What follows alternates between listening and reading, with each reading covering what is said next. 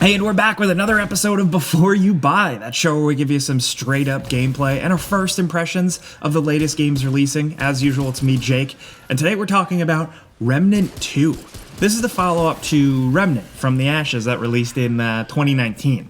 It was a game where, we'll admit, we didn't get to spend enough time with, but the PC crowd really seemed to love it. So now with the sequel, the formula continues, although this time everything is bigger and badder. Now, for the uninitiated, just know that Remnant is a kind of loot dungeon co-op third-person shooter. You hop into worlds from a hub and journey around, discovering chests, fighting enemies, doing sub-objectives, earning stuff, fighting sub-bosses, main bosses, and while there is a story progression and character progression, there's a feeling that you can kind of play it endlessly because scenarios and encounters and areas are often randomized or remixed to shake things up a bit, so you're always on your toes. And if you're playing with friends, it just kind of begs you to hop in and start blasting for a night, you know? And now in Remnant 2, you create a character in the beginning through this limited character creator and you hop in. The character creator is pretty limited and you look really generic, but it's fine because 20 minutes in, you're covered up in armor, so it doesn't really matter. Just choose your voice carefully, my only tip, because you're gonna hear your character whining in battle a lot. Now, after this, you jump into a post-apocalyptic world. Do you need to have played the first game? No, not really. This is like a new adventure, but it helps because there are callbacks and characters and things, but it's your own character going through and eventually getting caught up with a group of survivors, and it feels like typical post-apocalyptic video game fare until you get thrust into an interdimensional crystal, and from there, you're free to party up and hop between worlds and loot and shoot and level up. Occasionally, hopping back into hub worlds to craft new weapons and upgrades and spend your earned currency on other upgrades. Now, the story here didn't really do it for us. Feels a little bit generic at times, but it's serviceable and has little moments here and there. This game is all about the gameplay, you know, that's the meat. The moment-to-moment shooting and the character progression, which has been significantly overhauled and is very compelling. So let's start off with the combat. It's the main thing. You're running and gunning and dodging and casting abilities. Enemies are shooting you with projectiles from afar, other enemies are closing in and getting nasty, and it's often just constant chaos. Shooting feels great and really responsive with punchy shotguns and bolt-action rifles and repeaters that just have a satisfying blast to them. I point this out because you're endlessly shooting in this game, so it has to feel at least decent in the feedback department, and thankfully, it really does. Using special skills often creates a lot of on-screen effects, and melee attacks are extremely necessary, but attacking is still pretty simple here. The different weapon types show off some pretty good-looking animations, though, and that translates over to the enemies as well. They're satisfying to shoot as you see them stagger and, you know, you find their weak spots for more damage and sometimes they pop.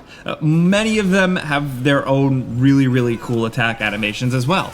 My biggest issue is that it's really easy to get attacked from behind and there's not a good sound cue or much indication that it's going to happen. You just need to be on a swivel at all times. Because with your health being limited, getting attacked from behind constantly can be a little annoying. That, and there are a few bosses here and there that feel a bit BS, you know, like they might frustrate you, but otherwise, I found the difficulty to be solid. There are a few difficulty levels, and even the standard ones are pretty challenging right out of the gate. As you're getting your feet wet, that challenge might not feel as rewarding until the game really ramps up and makes you feel like a badass. I found the early hours, like the first few hours, a little grating, you know? There were a couple of sections that I died at, and when I was spit way back out at the last safe zone, I felt to myself kind of like, wow, I really don't want to do that again. And that's a feeling that I shouldn't have in this type of game. It did go away over time. I'm just giving you like my own personal preference, my own vibes towards it. I think that aspect is definitely helped by playing with friends in co-op with up to 2 additional people in your group. I wasn't able to experience as much of this as I wanted to, but I can already tell this game is way more fun when you're not running solo. You can do it solo for sure. I certainly mostly did, but the strengths lie in character building and multiple characters doing crazy stuff together, all gunning at a boss, you know, creating your own adventures because the stuff in the game is only so interesting. Now, you're teleporting to different worlds, so there is a good amount of variety, you know, post-apocalyptic, abandoned places, lush, mysterious fantasy forests, sci-fi worlds, tech stuff, more stuff I won't spoil. The variety goes a long way, and all of these areas have their own unique little sub-stories going on, and their own little cultures and lore, and when you encounter this stuff, it may be different compared to someone else playing the game thanks to the random elements. And this game, like the first, is just meant to be played. Multiple revisits to different worlds, rolling new characters. You're not done when you beat the story. You're gonna play through it again due to this game's whole nature. And I know I said some enemies and bosses are BS, but on the flip side, some of them are downright awesome. There's some really good boss battles here that I really liked. I just had a good time fighting. They felt like regular, straight up, good old-fashioned boss battles with a couple of phases and that's it, you know? And I actually found myself getting excited to stumble upon them again somewhere while rolling a new character later on, knowing all the tricks. But with the RPG stuff, they really doubled down on it all, and it does make it seem worth it here. So the new name of the game here really is the overhauled archetype. So you pick one, like say the Challenger, the Heavy Base, the Medic, you know, stuff like that. And then that character will have a bunch of fun sub-perks that are tied to relics, team stuff, or just general perks, and then special skills like, say, a heavy stomp for the Challenger, targeting bonuses for the Hunter, special healing launchers for the Medic, but they seem to get more interesting as you go. You level up these specific archetypes with their own progression, and you earn new perks, and eventually can take advantage of almost like two archetypes at once, creating a type of hybrid playstyle character that you want. Now, armor is simplified now, so love it or hate it, you're not so locked down to it at least. Everything has modifiers and mutations, allowing you to focus on special perks and abilities for weapons and items more than just simple power levels. I mean, you still have a power level and it's going to matter, but you're focusing on individual stuff more and just getting creative. And it's nice. You're getting different dragon hearts and then adding different relics onto them, which gives you added perks like healing rates, firing rates, etc.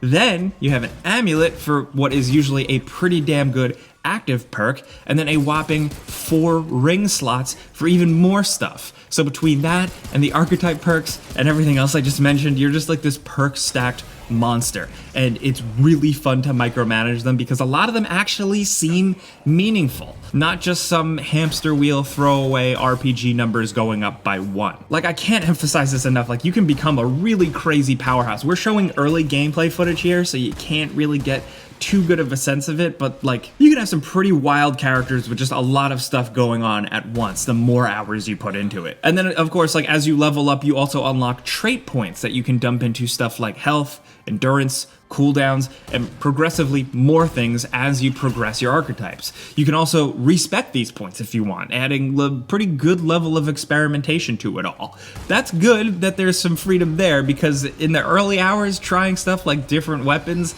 isn't as easy as it could be because it's expensive from vendors. So there's a lot. And I feel like we've only just scratched the surface with this game, like with expanded, combinable, build-upable archetypes and the game's random nature, and presumably updates and more contents to come, if we can assume it's like the first game. This game could become something completely different a year from now, but the base here is good. I'm curious to see what like the hardcore Remnant fans think. Like, there are people who played that first one for hundreds of hours, so some of them might have different insight than me, but like I said, the base game seems good. Like, it's not unfinished or selling you half a game or anything like that. It's solid.